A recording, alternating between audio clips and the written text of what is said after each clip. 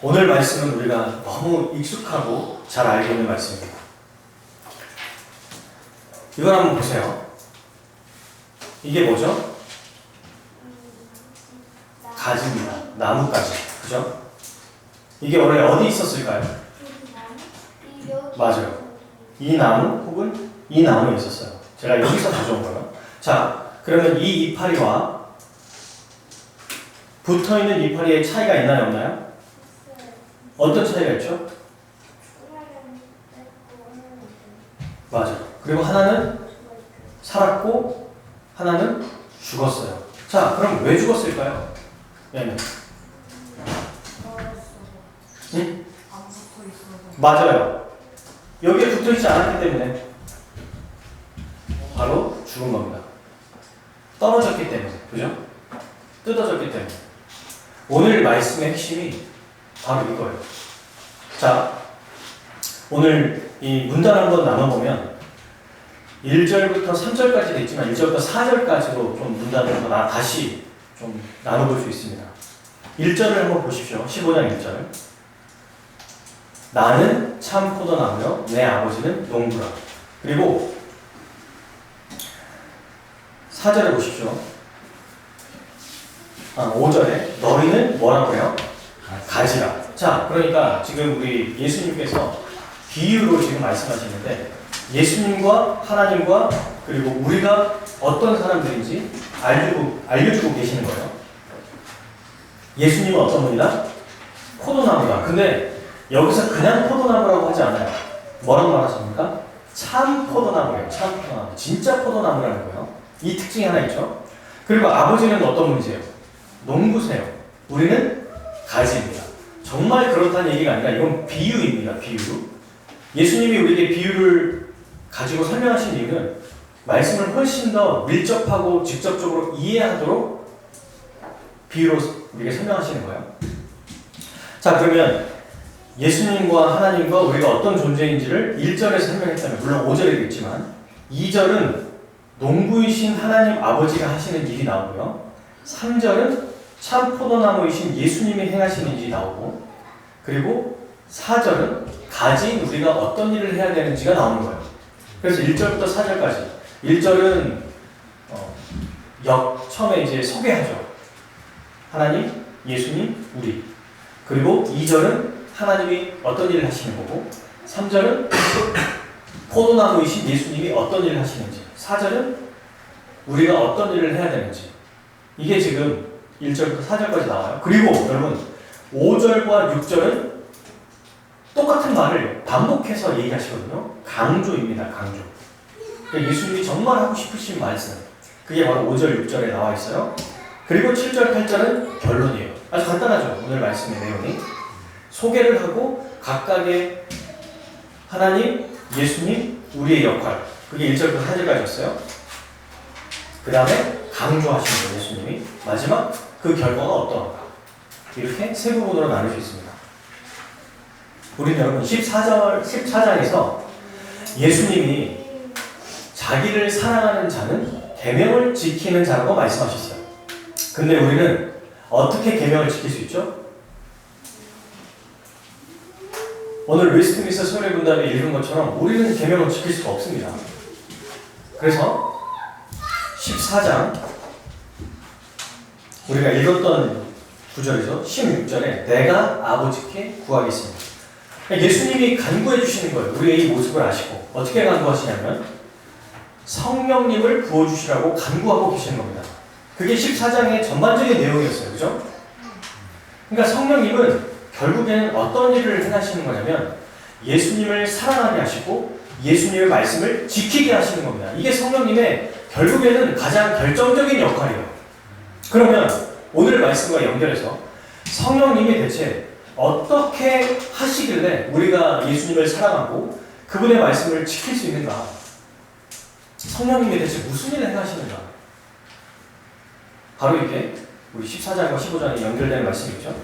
성령님이 우리를 말씀에 순종할 수 있도록 또는 예수님을 사랑할 수 있도록 우리의 본질 자체를 바꿔주십니다. 따라해볼까요? 우리의 본질을 바꿔주신다. 네. 계명을 지킬 수 있는 존재로 만들어 주신다는 거예요. 완전히 바꿔 주신다는 거예요. 원래는 계명을 못 지킵니다. 불가능해요. 한낱 사람으로서는 죄를 짓는 것이 당연한 거고 그럴 수밖에 없는 존재입니다. 그런데 성령님이 오셔서 우리의 본질 자체를 완전히 바꿔버려요. 완전히. 그게 오늘 말씀에서 예수님이 어떻게 그런 일이 벌어지는지 설명해주고 계시는 거예요. 자, 첫 번째 우리 15장 1절 나는 참 포도나무. 예수님께서 자신을 참 포도나무라고 얘기하셨어요. 왜 포도나무를 얘기했을까요? 참 포도나무가 있고 그냥 포도나무가 있다는 거겠죠. 그냥 포도나무는 여러분 구약에서 이스라엘 백성을 의미합니다. 보통 그렇게 많이 봐요. 뭐 하나만 한번 찾아볼까요? 예레미야 2장 21절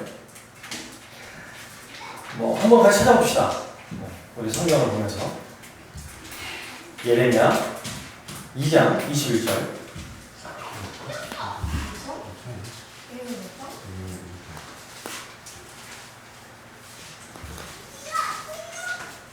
하나님께서 우리 과거 구약 이스라엘 백성을 어떻게 말씀하고 계시는지 한번 살펴보죠. 예수님이 이걸 그렇게 얘기하시는 게 아니죠? 자, 함께 읽겠습니다. 2장 21절 시작. 내가 너를 순전한 참 종자 곧 귀한 포도나무로 심었거늘 내게 대하여 어찌냐, 그죠? 지금 뭐라고 말해요? 포도나무라고 얘기합니다. 포도나무를 하나님의 백성 또는 이방 백성 이렇게 얘기하죠. 지금 이게 하나님의 백성을 얘기하는 거예요. 아, 그러니까 구약에서는 하나님의 백성을 뭐 예루살렘이라는 표현도 있고 시온의 딸이라는 얘기도 하고 그런데 주로 포도나무라고 얘기를 많이 해요. 이건 또 어디서부터 나왔냐면 제가 이건 읽어드릴게요. 창세기 49장 22절에 야곱이 12명의 아들들에게 축복을 할 때 요셉에 대한 말씀입니다. 요셉은 열매를 많이 맺는 포도나무와 같고 샘물가에서 자라는 풍성한 포도 덩굴과 같다. 요셉은 담 위에 가지가 무성한 포도나무와 같다. 우리 노래도 있잖아요. 그러니까 이게 요셉이라고 얘기할 때 포도나무를 가지고 야곱이 축복을 했습니다. 이때부터 아, 이스라엘 백성, 하나님의 백성은 포도나무구나 라는 것을 우리가 이해할 수 있겠죠. 그러면 왜 포도나무냐? 그러면 이 당시 무더위가 아주 심한 이 광야 이스라엘 이쪽에서 포도나무는 더위를 잘 견딥니다. 그리고 뿌리를 땅속 깊이 내리는 식물이래요. 무덥고 건조한 기후, 또 산악 지역의 불리한 조건에서도 아주 잘 자라는 식물이 포도나무예요. 너무 신기하죠? 그래서 우리도 포도가 맛있는 지역이 좀 더운 지방이잖아요. 우리나라 중에서도. 그리고 두 번째로 포도나무의 의미가 또 하나 있어요. 그거는 번영과 풍성을 상징합니다. 열왕기 4장 25절 보면 이렇게 말씀하고 있어요. 솔로몬이 사는 동안에 유다와 이스라엘이 단에서부터 브엘세바까지, 이 단에서부터 브엘세바는 국토 처음과 끝까지를 얘기하거든요. 거기에 이르기까지 각기 포도나무 아래와 무화과 나무 아래에서 평안히 살았더라. 솔로몬 시대 때는 어떤 날이에요? 이스라엘의 황금기였습니다. 하나님 나라의 최고조의 모습, 가장 풍성하고 충만하고 완벽한 모습이라고 말할 정도로 엄청난 부귀 영화를 누렸던 시대예요. 그때의 성경은 한마디로 뭐라고 기억해요? 포도나무와 무화과 나무 아래에 살았다. 그만큼 풍성하게 살았다라는 얘기예요. 그러니까 이 포도나무는 풍성과 번영을 상징한다고 말할 수 있는 거예요. 근데 예수님은 자신을 뭐라고 말하십니까? 하나님의 진짜 백성, 참 포도나무다. 이 말씀은 뭐예요? 그분만이 정말 진정 하나님의 백성이라는 이야기도 되죠. 그것뿐만 아니라 하나님의 백성들, 포도나무인 그 백성들에게 무엇을 주십니까? 충만과 풍성을 주신다는 것. 이것을 알려주시는 게 포도나무라는 비유예요. 그래서 예수님은 하나님 나라의 왕이시잖아요. 그분은 원하시는 백성에게 자기의 뜻대로 그리고 조건 없이 간구하고 그분 앞에 엎드리는 자에게 무한히 날마다 빠짐없이 그리고 제한적이지 않는 풍성과 또 충만함을 허락해 주세요. 그게 이제 예수님의 은혜인 거죠. 자, 그럼 둘째, 아버지는 누구신가? 내 아버지는 농부라라고 얘기하죠. 농부. 농부는 무슨 일을 합니까, 여기서? 두 가지를 해요. 첫 번째, 밭을 갈고 그 밭에 뭘 심습니까? 뭐든 심어요. 뭐 씨도 심고, 방금 우리 친구들이 잘 얘기해 준 것처럼 나무도 심어요. 근데 이때는 무엇을 심습니까, 이 농부가? 포도나무를 심어요. 농부가. 그리고 두 번째 이 농부가 하는 일이 뭐예요? 2절에 나옵니다. 같이 한번 읽어봅시다. 무릇 내게 붙어있어 열매를 맺지 않는 가지는 아버지께서 그것을 제거해 버리시고 무릇 열매를 맺는 가지는 더 열매를 맺게 하려 하여 그것을 깨끗하게 하시느니라. 네, 어떻게 하신다고요, 하나님이? 잘 자라면 더 깨끗하게 손질해가지고 자라도록 만들어주고, 자라지 않고 죽어버리면 이렇게 거의 이제 이렇게 죽어가요. 지금 이거 보면은 지금 병 걸렸죠. 이 검은색 이런 반점들이 있는 거 보면 썩은 거죠. 이러면 거의 썩을 때 얘 때문에 다른 가지까지 썩어질까봐 잘라버린다는 거예요. 이게 아버지이신 농부가 하시는 일입니다. 자, 그러면 우리는 누구예요? 우리는 가지죠, 가지. 자, 그러니까 포도나무를 하나님 아버지, 농부가 심어요. 그리고 그 포도나무는 예수님입니다. 예수님께 누가 붙어 있어요? 가지, 성도들이 붙어 있어요. 근데 그 중에 열매를 맺는 성도는 더 손질해가지고 더 잘 열매를 맺도록 깨끗하게 하시고, 그 다음에 열매를 맺지 못하고 이렇게 병들고 죽어갈 것 같으면 잘라서 버린다는 겁니다. 이게 지금 아버지가 하시는 역할이에요. 여기서 우리는 말씀을 더 깊이 보기 전에 삼위일체 하나님이 행하시는 일을 알 수 있는 거예요. 첫 번째, 성부 하나님은 우리가 가지가 포도나무의 열매, 풍성한 열매, 하나님 나라의 복을 누리도록 누구를 보내십니까? 포도나무이신 예수님을 심어주시죠. 그리고 성자 예수님은 이 땅에 포도나무로 오셔서 그 안에 들어가는 모든 사람에게 충만한 복을 누리게 해주세요. 그러면 누가 이 일을 행하시냐는 거예요. 누가 이걸 접붙이게 해주시죠? 바로 성령님이십니다. 14장에서 계속 말씀하셨던 그 성령님이 포도나무이신 예수님과 우리를 그 안에 들어가게 하셔서 그 은혜를 누리게 하신다는 거예요. 바로 성령님은 우리의 본질, 바로 그리스도와 연합하게 하셔서 완전히 우리를 열매 맺고 새로운 존재로 살아갈 수 있도록 만들어 주신다는 거죠. 그게 15장에 처음 시작됐을 때 14장과 연결하는 성령님의 역할입니다. 자, 그러면 이처럼 우리는 어떤 사람이냐면 예수님을 믿는 순간 포도나무이신 그리스도와 연합합니다. 자, 이제 나무로 비유를 했기 때문에 훨씬 더 우리가 잘 또 이해할 수 있어요. 그리고 여러분, 열매 중에 포도나무 열매를 보세요. 포도가 송이 하나만 열매 맺지 않죠.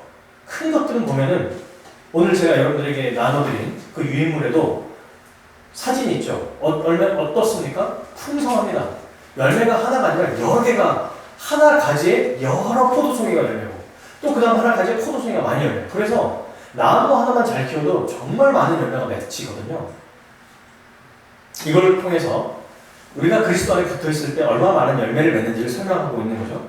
자, 그러면 계속해서 우리가 말씀을 보겠습니다. 2절에 보니까 좀 이상한 게 하나 있어요. 물은 내게 붙어있어 열매를 맺지 않은 가지는, 이렇게 딱 얘기하니까 이때 이 말씀 구절 가지고 우리 많은 믿음의 사람들도 고민을 많이 했어요. 신학적인 논란도 많이 있었습니다. 이게 대체 뭐냐? 여러분 생각해보세요. 그리스도 안에 붙어있으면 살아야 되는데 열매를 못 맺는 가지가 있다고 얘기하고 있잖아요, 지금. 그죠? 무릇 내게 붙어있어요. 이걸 자세히 안 보면 열매 맺지 않은 가지는, 그렇지, 붙어있지 않으니까 안 믿으니까 열매 안 맺겠지라고 생각하지만 자세히 보십시오. 무릇 내게 붙어있어요. 조건. 붙어있어요. 지금 여기 있는데 썩고 있는 거예요. 지금 그 말입니다. 그러면 가지는 어떻게 한다고요? 제거해버린대요. 잘라버린대요. 잘 대답했어요, 친구들. 잘라버린 다음에 어떻게 합니까? 6절 보세요. 가지처럼 밖에 버려서 그것을 모아다가 불에 던져 살아버린다. 불에 살아버린다는 것은 어떤 것을 우리가 보통 성경에서 의미한다고 하죠? 음부, 심판, 지옥을 얘기해요. 그냥 손질하고 다시 자라도록 접붙임해준다는 게 아니라 이게 열매를 안 맺으면 붙어 있어도 살아있지 않다고 생각하기 때문에 잘라버리고 모아서 불로 태워버린다는 거예요. 이거 엄청난 말씀 아닙니까? 그리고 반면에 열매를 맺는 가지가 있어요. 그게 열매가 크든 작든 중요하지 않습니다, 여러분. 잘 보세요, 성경을. 무릇 열매를 많이 맺는 가지는이라는 말이 없죠. 열매를 맺는 가지는. 그게 한 개든 두 개든 포도송이가 작든 크든 상관이 없습니다. 그러면 어떻게 해요? 더 어떻게? 열매를 많이 맺게 하시려고. 그러니까 열매가 이거밖에 안 되는데 하나인데 더 많이 맺도록 도와주신다는 거예요. 하나님 아버지가. 어떻게 합니까? 그래서 깨끗하게 하신대요. 가지치기 하고 벌레를 잡아주고 그 다음에 더러운 걸 깨끗하게 하고 이렇게 해주신다는 거예요. 두 양극단이 보이죠. 그래서 우리는 두 가지를 알 수 있어요. 첫 번째, 열매를 맺지 못하면 이건 완전히 버리시는 거예요. 두 번째, 열매를 맺게 하는 거는 그냥 잘 가꿔주시는구나 정도가 아니에요. 더 많은 열매를 맺게 해주시는 게 하나님의 역할입니다. 말씀대로 살아가서 그 열매를 맺는 이 사람들은 더 풍성한 삶을 살도록 하나님께서 은혜를 베풀으신다는 거예요. 그럼 여기서 우리의 고민은 여기겠죠. 붙어 있는데 열매를 맺지 못하는 가지는 대체 누구냐? 이 얘기겠죠. 우리도 그런 사람에 속하지 않을까? 나도 혹시 열매 못 맺으면 버려지는 거 아니야? 이렇게 생각할 수 있습니다. 그런데 그런 의미가 아니에요. 열매를 안 맺으면 붙어 있고 그리스도와 연합됐는데 열매가 없으면 잘라버리고 추방해버리고 버린다는 의미가 아닙니다. 이걸 먼저 우리가 자세히 생각해야 돼요. 포도나무에 가지가 붙어 있으면 무조건 열매를 맺는다는 것이 말씀의 아주 중요한 포인트예요. 그게 여러분 근거가 있습니다. 자, 4절 보십시오. 4절. 내 안에 거하라 나도 너희 안에 거하리라. 가지가 포도나무에 붙어있지 않으면 뭐라고 말해요? 예수님은 스스로 열매를 맺을 수 없다. 그러니까 붙어있지 않은 가지가 열매를 못 맺는다고 얘기하죠. 그러면 붙어있는 가지도 열매를 못 맺느냐? 그런 얘기를 하는지 보십시오. 5절. 나는 포도나무에 너는 가지. 그가 내 안에 내가 그 안에 거하면 사람이 어떻게 한다? 열매를 많이 맺나니. 그리고 6절 보세요. 내 안에 거하지 아니하면 밖에 버려진다. 그러니까 붙어 있으면 어떻다는 얘기예요? 반드시 열매를 맺는다는 얘기입니다. 여러분, 포도나무에 붙어 있으면 반드시 열매를 맺는다는 얘기예요. 그러면 이 2절에 하나님이 말씀하시는 예수님이 하나님에 대해 설명할 때 이 여건은 대체 뭐냐? 이렇게 질문하시겠죠. 이것은 그리스도와 연합하면 열매를 맺을 수밖에 없다라는 아주 강력한 강조예요. 굉장히 강력한 강조예요. 그리고 또 하나 강조는 뭐냐면 열매를 맺을 수 있는 존재가 됐기 때문에 열매를 맺어야 한다는 아주 또 강력한 강조입니다. 진짜 붙어있는데 열매 못 맺으면 버릴 거야. 여러분, 우리가 자녀들에게 겁박하거나 협박할 때가 있어요. 가끔 너무 말 안 듣고 이러면 진짜 그렇게 안 할 건데 그 정도의 어떤 두려움을 갖게 해서 하도록 만드는 경우가 있잖아요. 또 훌륭한 부모님들은 그렇게 안 할 텐데 저는 그런 때가 너무 많아서 항상 매가 있어요. 사랑의 회초리가 저희 집에. 너무 말 안 듣는 것 같으면 매를 꺼냅니다. 진짜 맞는다. 오늘 100대 맞아야겠다. 하지만 100대를 때린 적은 없어요. 진짜 맞아 하면서 꺼내지만 때리진 않죠. 진짜 혼날 거야. 매가 부러지도록 맞을 수도 있어? 라고 말한 적도 있습니다. 실제로. 근데 진짜 매가 부러지고 깨지고 막 어디가 어긋나고 막 팔이 부러지고 다리가 부러질 때까지 때린 적은 없어요. 그렇게 때릴 수 없죠. 때리지 않죠. 폭력이니까. 그런데 그 말의 의도가 무엇인지 여러분들 아시죠? 친구들끼리도 마찬가지예요. 너무 이것을 내가 강력한 마음에 그 의도가 있고 이렇게 하겠다는 게 있으면 좀 과장해서 말하잖아요. 마찬가지로 이 2절도 물은 내게 붙어 있어. 너희가 붙어 있지 않냐? 그러니 열매를 맺어야 한다. 바로 이 말씀이에요. 열매를 맺어야 한다. 굉장히 강력한 강조이고 동시에 그리스도와 연합하면 열매를 맺을 수밖에 없다. 그러니 기억하고 나는 열매를 못 맺겠지 라는 생각을 하지 말라는 겁니다. 애초에 초장부터 예수님은 완전히 쐐기를 다루시는 거예요. 그리스도 안에 연합된 자는 저도 여러분 이런 거에 많이 유혹이 넘어갈 때가 있어요. 그리스도와 연합됐지만 그리스도 안에 있지만 신자지만 죄 짓는 거 당연한 거고 말씀대로 못 살 수도 있잖아. 꼭 그렇게 가능한 건가? 이거를 아예 원천에 봉쇄하시는 거예요. 성령이 우리 안에 들어오시면 열매를 맺을 수밖에 없다. 그리고 생명력으로 살아갈 수밖에 없다고 말씀하고 있습니다.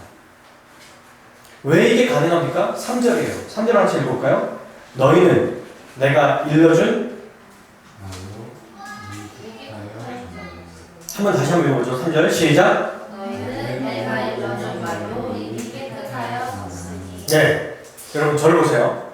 어떻게 열매를 맺을 수 있는 존재가 됐다고요? 예수님이 말씀으로 깨끗하게 해주셨대요. 말씀으로.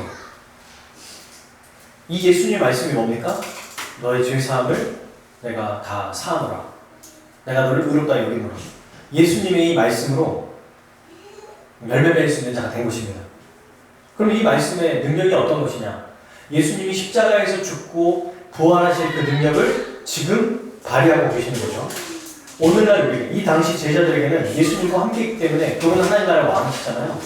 그분의 뜻대로 제자들에게 죄를 용서해 주시고 의롭다고 여겨줄 수 있고, 지금 말씀을 보는 우리에게는요, 성경을 통해서 복음의 말씀을 통해서 깨끗하게 해주세요. 근데 뭐라고 얘기하고 있어요? 이미 깨끗해졌대요. 깨끗하게 될 것이다, 깨끗하게 해줄게 라고 말씀하지 않습니다. 붙어 있다는 거, 믿는 것 자체가 이미 깨끗하게 됐기 때문에, 붙어 있기 때문에, 근데 붙어 있는데 더럽거나 병든 게 아니라 건강하고 깨끗해졌었던 거예요. 이미. 그게 바로 우리 존재라는 겁니다. 말씀으로 이미 우리는 죄사함과 의롭다함을 얻은 자가 되었다는 거죠. 자, 그런데 여기서 이제 제가 질문 하나 드릴게요. 깨끗하게 되었으니까 어떻게 말씀하시냐면 이렇게 얘기하시면 됩니다. 내가 이렇게까지 해줬으니까 이제 깨끗하게 된 가지로 살아라, 이렇게 말할 수 있죠. 그렇지 않나요? 처음부터 나를 믿는 순간 너희가 깨끗해졌고 내 안에 붙어있잖아. 그러니까 이제 열심히 살면 돼. 내가 깨끗하게 해줬으니까 이제는 너희가 너희 힘으로 그렇게 살면 돼 라고 말할 수 있는데, 그렇게 말하지 않습니다. 예수님은, 포도나무이신 주님은 가지인 우리를 깨끗하게 해주시는 것으로 그치지 않아요. 어떻게 하시냐면 바로 5절 말씀이죠. 4절 말씀이죠. 같이 읽겠습니다. 시작. 내 안에 거하라. 나도 너희 안에 거하라. 가지가 포도나무에 붙어있지 아니하면 스스로 열매를 맺을 수 없음 같이 너희도 내 안에 있지 아니하면 그러하리라. 아멘. 가진 우리에게 무엇을 요청하고 있어요? 스스로 깨끗해져라. 더 너희가 정직하게 바르게 살아라. 말씀을 순종해라. 이 말보다 더 우선적으로 하시는 말이 뭐예요? 다시 한번 보세요. 내 안에 거하라. 내 안에 있지 않으면 열매를 맺을 수 없다. 이미 깨끗해졌고 그리스도 안에 있잖아요. 그죠? 근데 또 강조하는 건 뭐냐면 내 안에 거하라는 거예요. 그리스도 안에 머물러 있거든요. 그리고 그리스도를 의지하며 사는 게 우리 신자입니다. 그런데 뭐라고 얘기하시냐면 열매를 맺을 수밖에 없는데 또 강조해서 얘기하시죠. 사전에 붙어있지 아니하면 스스로 열매를 맺을 수 있다 없다? 없다고 얘기해요. 이미 붙어있거든요. 그런데 또 강조해요. 왜? 붙어있어야만 열매 맺을 수 있다. 즉 지금 뭘 얘기하고 계시는 거예요? 그리스도와 연합된 존재이니까 이제는 주님이 없어도 된다고 말씀하시는 게 아닙니다. 그리스도 안에 있는 신자일지라도 계속해서 주님 안에 머물러 있어야 된다고 말하고 있어요. 저는 이게 요한복음 15장의 말씀을 그렇게 많이 봐왔고 생각했지만 이번 주 설교를 준비하면서 아 그렇구나. 그리고 요한계시록 이번 우리가 이제 돌아오는 이번 때 또 있죠. 계시록 말씀을 준비하면서 예수님의 강조하시는 이 포인트를 알겠더라고요. 그리스도와 연합에 대한 설명인 줄 알았거든요. 처음에는 예전에 요한복음을 볼 때는 맞아요. 근데 연합은 당연하고 더 강조하시는 게 뭐냐면 연합된 신자지만 내버려 두는 게 아니라 계속 붙어 있으라고 말해요. 이건 너무 이상한 얘기예요. 붙어 있거든요. 살아 있어요 지금. 근데 계속 떨어지지 말라고 얘기합니다. 이게 대체 무슨 강조입니까? 떨어지면 안 된다. 붙어 있어야 된다. 떨어지면 열매 못 맺어. 그럼 죽을 거야. 나를 떠나면 아무것도 할 수 없어. 이 얘기를 지금 계속 하고 계세요. 계속. 왜 그럴까? 왜? 그분께 한 번 붙어 있다고 해서, 한 번 그리스도 안에 있는 신자라고 해서 자동적으로 말씀과 기도를 의지하고 주의 뜻대로 순종하며 살아갈 수 있는 능력이 우리에게 없기 때문입니다. 내버려 두잖아요. 여러분, 우리가 깨끗하게 됐어요. 자, 시장에서 아주 맛있는 생선을 사왔습니다.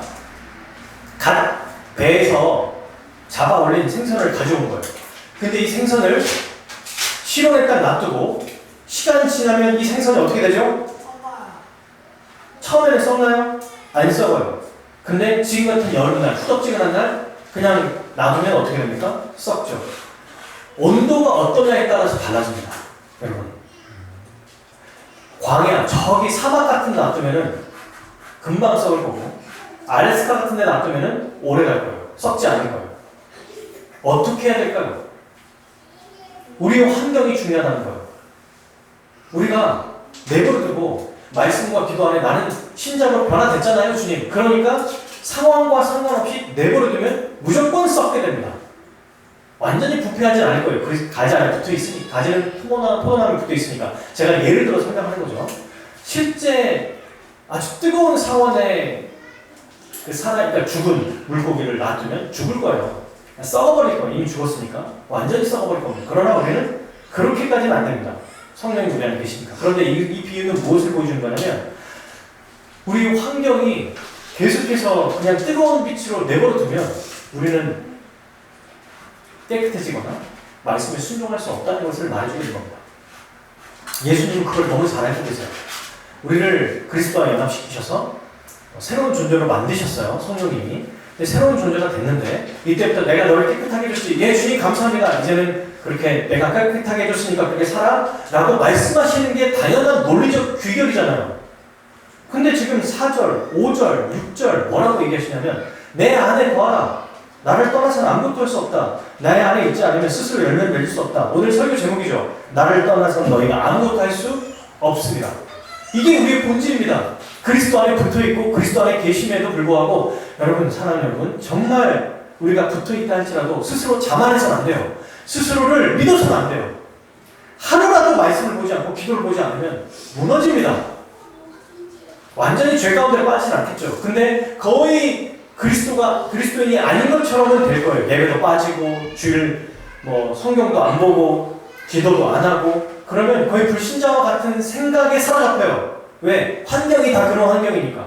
좋은 거 보면은 좋은 거 갖고 싶고, 좋은 거 먹고 싶고, 일이 바쁘니까 일에 찌들리고, 또 아이들 돌보는 거에 아이들 막 생각하고, 내 일 내 할 거 하고. 목회도 똑같아요, 여러분. 제가 지난주, 지지난주, 이번주 진짜 바빴거든요. 그래서 몸에 무리가 올 정도로 지금 상황이 안 좋아요. 다음 주에 우리 4개월까지. 그런데 이 말씀을 보면서 뭘 자꾸 알게 하시냐면, 정신 차려라, 정영아. 일을 자꾸 한다고, 물론 제가 이게 사역이지만 이거 한다고 열매 맺는 게 아니다. 진짜 말씀과 기도로 뭔가 준비하고, 저는 분명히 하나님의 일을 한다고 누구나 안 해도 그렇고 누구나 다 그렇게 생각할 거예요. 왜? 정말 내가 놀고 싶고 내가 하고 싶은 걸 하는 게 아니라 다 다른 목회자들 돕는 거, 노예 활동하는 거, 교회 말씀 준비하는 거, 사경에 준비하는 거거든요. 또 이 사경회가 끝나면 곧바로 6월 PTS를 강의하는 거 만들어야 되고, 그리고 그 사이에 이제 매일 성경 집필을 해야 돼요. 전부 다 제 일이 없습니다. 어떨 때는 머리가 너무 복잡해요. 이거 너무 쉬고 싶은 거예요. 머리가 좀 쉬고 싶은 거예요. 그런데 기도를 안 해요. 자꾸 뭐를 빠뜨리냐면, 내 스스로가, 내가 말씀을 보고 연구하고 있으니까 내 스스로가 괜찮다고 생각하고 있는 거예요. 기도를 안 합니다. 진짜 기도를 안 해요. 바쁘니까 더 기도해야 되는데 기도를 안 해요. 말씀을 그냥 성경 연구 혹은 설교 준비로 자꾸 보게 되고, 정말 이 말씀을 내 말씀으로 받아들이는 게 극히 줄어들게 돼요. 그래서 제가 어제도 늦게까지 잠을 못 잤거든요. 여러 가지 이유 때문에 준비하는 것도 있고. 그래서 생각이 들더라고요, 어느 날. 어느 순간에. 이게 대체 뭔가. 그러면서 오늘 말씀에서 명확하게 알려주시는 것 같아요. 붙어 있다고 자만하고 스스로 열매 맺을 수 있다고 생각하면 정말 아무것도 할 수 없구나. 진짜 겸손하게 붙어 있을지라도 예수님 말씀하시잖아요. 내 안에 거하라고. 아니, 붙어 있는데 뭘 거하라고 말해요. 붙어 있는데, 지금 여기 있는데 뭘 더 하라는 얘기예요. 근데 거하래요. 또 얘기하시잖아요. 오늘 나는 포도나무에 너희는 가자. 6절 가시처럼 불사라 버리게 될 거다. 7절 또 얘기해요. 내 안에 거하고. 도대체 그분 안에 거하라는 말을 왜 이렇게 많이 얘기하죠? 이미 붙어 있는데, 네, 우리가 얼마나 연약한 존재인지를 아시는 겁니다. 성령을 통해서 새 마음이 주어졌어요. 근데 그 새 마음이 활동하고 새 마음이 역사하기 위해서는 그리스도 안에 거해야 됩니다. 그리스도 안에 거해야 돼요. 왜? 주문이 없으면 아무것도 할 수 없거든요. 근데 여기에서 우리가 두 가지를 또 볼 수 있겠죠. 첫 번째, 그리스도 안에 거한다는 게 대체 무엇이냐? 무슨 말입니까? 이걸 물어볼 수 있잖아요. 너무 애매하고 추상적이잖아요. 그리스도 안에 거한다? 그래서 제가 생각해보니까 그리스도를 더 의지한다는 얘기인가? 붙들어야 되는 얘기인가? 맞아요. 근데 성경에서 명확하게 얘기해주고 있습니다. 내 안에 거하는 게 무엇인지 한번 찾아봅시다. 몇 절에 있을까요? 내 안에 거한다는 게 어디 있을까요? 5, 6, 7절 중에 있어요. 한번 찾아보죠. 성경에 정확하게 예수님이 말씀해 주셨어요. 해석해 주셨어요. 내 안에 거하는 게 무엇인지. 어디에 거하는 겁니까?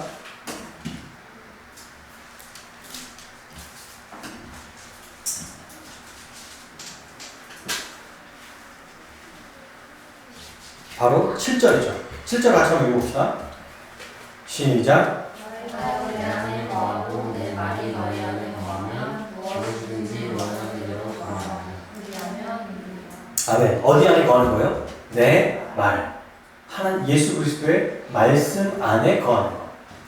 말씀을 말씀 안에 붙들려 있는 것, 또는 말씀을 붙잡는 것, 말씀을 의지하는 것, 말씀을 생각하는 것, 말씀을 기억하는 것, 말씀을 날마다 상고하는 것, 되새기는 것 다 돼요.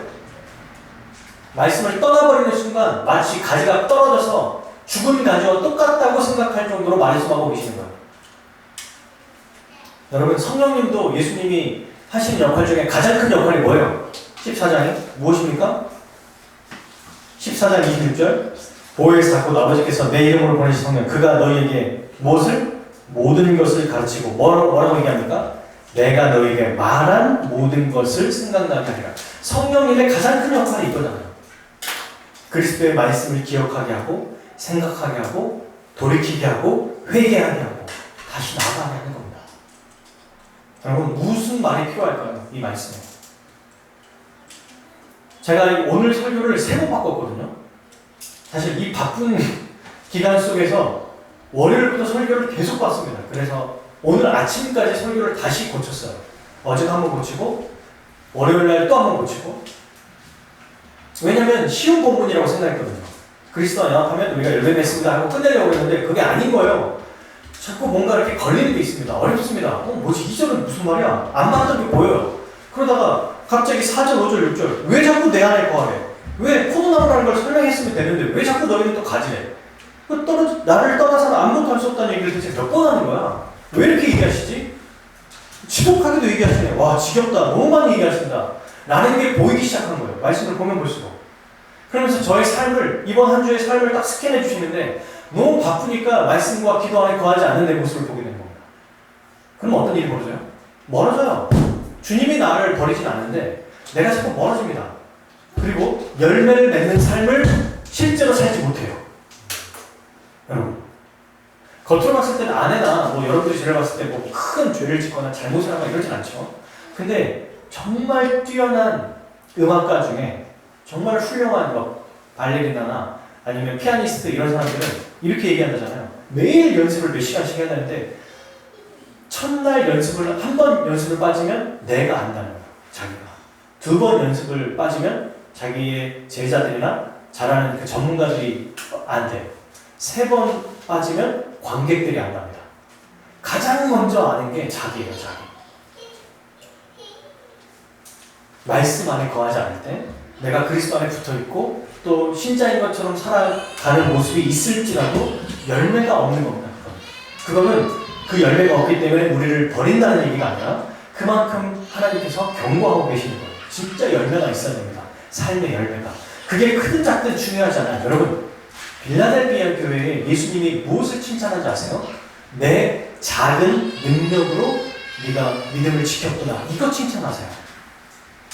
7교회 중에 2교회만 하나님의 예수 그리스도의 칭찬을 받거든요. 그게 서머나 교회와 빌라델비아 교회인데 이 2교회의 특징이 뭔지 아세요? 서머나 교회는 가난합니다. 연약해요. 근데 이 가난하고 병들고 이 불쌍한 사람들한테 예수님이 뭐라고 하시냐면 실상은 네가 부유한 자라고 얘기해요. 외적으로는 진짜 가난하거든요. 그리고 빌라델비아 교회인들에게는 너의 작은 능력으로 믿음을 시켰구나. 그러니까 크고 작고 부자고 뛰어나고 이런 게 중요하지 않습니다. 우리 하나님 앞에는. 주님 앞에는. 저에게 하는 얘기예요. 여러분. 작은 능력으로 내가 할 수 있는 것 안에서 그리스도를 의지하며 살아가는 거예요.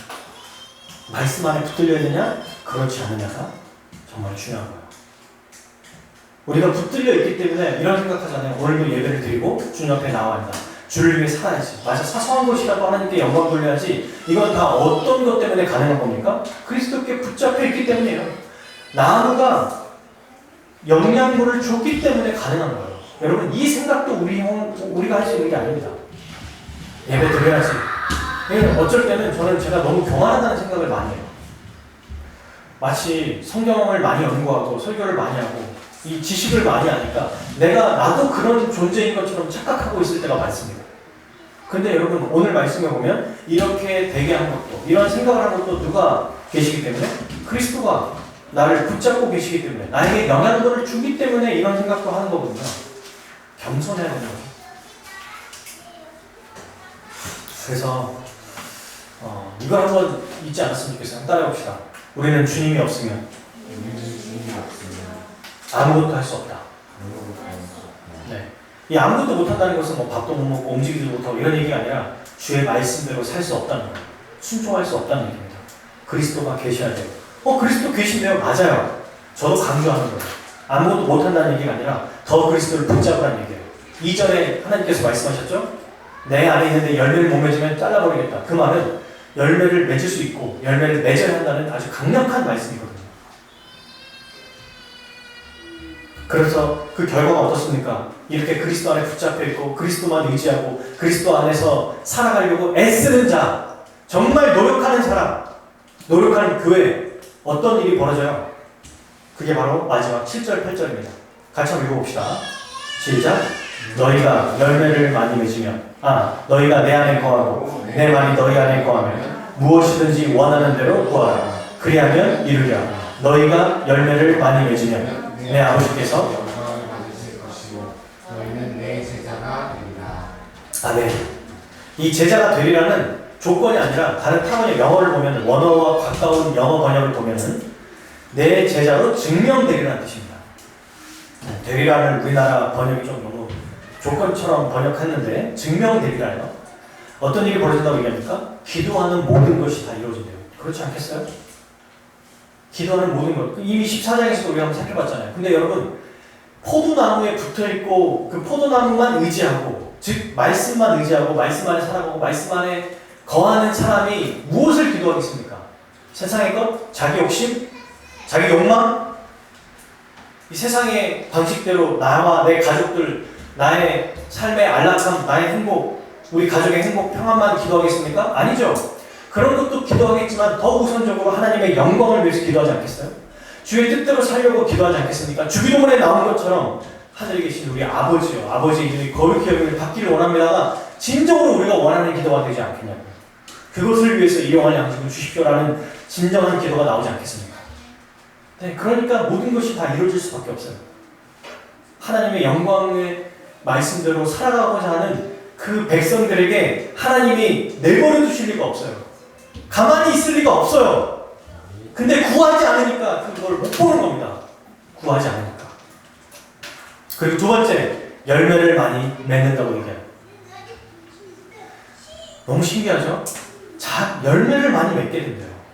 열매를 많이 맺으면이라고 말하고 있어요. 열매를 많이 맺는데요. 작든 크든 어떻게든 열매를 맺어요. 여러분, 살아있으면 반드시 성장합니다. 열매를 맺어요. 근데 여러분 보십시오. 주목해야 될 부분이 하나 또 있어요. 너가입니까? 너희가입니까? 다시요. 너가예요? 너희가요? 너희가요. 이 말씀을 보니까 그때부터 앞에서 쭉 보세요. 전부 다 너희라고 얘기합니다. 교회가 아니면, 믿는 사람들 안에서가 아니면 열매를 맺을 수 없다는 게 전제하고 있어요. 제가 왜 이번 한 주간에 어떤 것들이 실패하고 안 되는가? 너무 미연하게 깨달은 게 있어요. 함께 모여서 같이 또 배우고 공부하고 기도하는 시간이 부족했구나. 나도 모르니까. 함께 그러다 보니까 주중에 설교 올리는 것도 막 잊어버리고 우리가 맡아서 하기로 했는데 이것도 까맣게 잊어버리고 기도는 하나? 생각은 하나? 늘 그 말씀 제 카톡에 제 1번이 저희 화목교회 이거니까 카톡장에 항상 보고 생각하지만 정말 생각하고 기도하고 있는가? 또 하나는 우리가 정말 교회 안에서 열매 맺는 그런 삶을 살아가고 있는가? 함께 교회로서 이런 생각도 좀 하게 됐죠. 어쨌든 열매를 맺는 것은 너희 힘이다. 개인이 아니라 너희라는 것. 교회를 통해서 열매 맺게 하십니다. 왜냐하면 개인이 그리스도와 연합하는 순간 이 가지는 나무 혼자 붙어 있지 않아요. 얘는 다른 가지들과 함께 붙어 있습니다. 그게 포도나무의 정체성이에요. 그리고 끝으로 마지막 8절 내 아버지께 영께서 영광을 받으십니다. 이게 우리의 가장 기뻐하고 우리의 평생의 소원 아닙니까? 주님 나라 갈 때 하나님이 정말 기뻐하시고 착하고 충성된 종이라고 말씀하시지 않겠어요? 여기 이 세상의 논리에 빠지지 않아야 됩니다. 사랑하는 여러분. 많은 사람들은 이 세상을 5달란트와 2달란트 받은 사람들의 차이가 있다고 얘기해요. 달란트 비교해 보면. 근데 주님은 똑같이 칭찬하시거든요. 우리는 많은 열매를 맺어야 되고 또 많은 것들을 해야만 하나님께서 기뻐하실 거라 생각하는데 그러면 포기하게 돼요. 이거 갖고 되겠어? 이 정도 한다고 하나님이 영광 받으시겠어? 네, 영광 받으십니다. 이것을 믿고 믿음으로 나아갈 때 하나님이 영광 받으세요. 그리고 우리에게 그의 제자라고 인정해 주십니다. 결론을 맺겠습니다. 우리는 예수 그리스도를 믿으면 그분과 연합해요. 이 일은 성령님이 하십니다. 그리고 그리스도와 연합된 성도는 포도나무이신 그분과 연합되면 반드시 열매를 맺습니다. 성령께서 열매를 맺게 하세요. 그리고 하나님 아버지께서 성령을 통해서 더 많은 열매를 맺도록 인도해 주십니다. 근데 이 열매는 가지가 하는 게 아니에요. 포도나무가 하는 겁니다. 따라서 우리는 어떻게 됩니까? 포도나무이신 그리스도께 붙어 있지만 계속해서 붙어 있어야 합니다. 그리스도와 연합된 존재이기 때문에 주님이 없어도 된다는 말이 아니에요. 그리스도와 연합된 교회, 신자라고 해서도 계속해서 주님 안에 거해야 됩니다. 주님 안에 거한다는 것은 그분의 말씀 안에 거하는 거예요. 왜? 나무가 없으면 가지는 아무것도 할 수 없기 때문입니다. 그리고 이 열매는 개인이 아니라 교회에게 주신 말씀이에요. 그러니까 오늘 말씀을 듣고 내가 또 개인적으로 월요일부터 주일까지 어떻게 살아야지 이런 생각보다 오늘 우리가 예배 끝나고 이제 회의를 할 거거든요. 어떻게 이 교회에서 회의를 하고 물론 오늘 결정할 거 아닙니다. 근데 여러 가지 안건을 얘기하면서 결국 여러분 교회에 우리가 살아가는 예배와 양육과 교육 이런 게 개인의 삶과 아주 밀접하게 연결되어 있어요. 그거 아실 겁니다. 그래서 교회에게 주신 말씀, 교회가 열매 맺을 수 있도록 우리가 함께 애써보고 생각해봤으면 좋겠어요. 안 그러면 제일 좋은 방식은 제가 녹화해놓고 주일날 각자 집에서 틀면 되거든요. 근데 그게 아닌 거예요. 아무리 생각해도 아무리 지금 저희 교회가 6년이 되었어도 이렇게 여기에 나와서 예배를 드리는 목적이 대체 뭐냐? 함께 교회로서 열매를 맺을 수 있는 그게 하나님의 정해놓으신 방법이기 때문에 그렇습니다. 그래서 목사인 저도 혼자 제대로 할 수 없어요. 불가능해요. 여러분 이거의 가장 결정적인 증거가 뭐냐면 수도사들이 다 실패했거든요. 사박의 수도사들 그 유명한 훌륭한 사람들 다 실패했어요. 루터? 거기 가서 혼자 막 고행을 했어도 안 됐잖아요. 교회가 일을 행할 수 있습니다. 제가 하는 게 아니에요. 함께 논의하고 우리가 함께 힘을 모으고 안 되는 사람을 돕고 주중에 또 연락해보고 또 주중이 아니더라도 이것을 어떤 것들은 좀 우리가 공적으로 강제적으로 좀 해놓고 어떤 것들은 자유롭게 해놓고 해서 어떻게든 시간이나 뭐를 투자해야만 같이 움직이거든요. 사람이라는 게. 그런 것들을 같이 생각해보고 더 우리가 신앙생활 잘할 수 있는 방안으로 같이 논의해봤으면 좋겠어요. 이게 저는 오늘 말씀에 순종하는 거라고 생각합니다.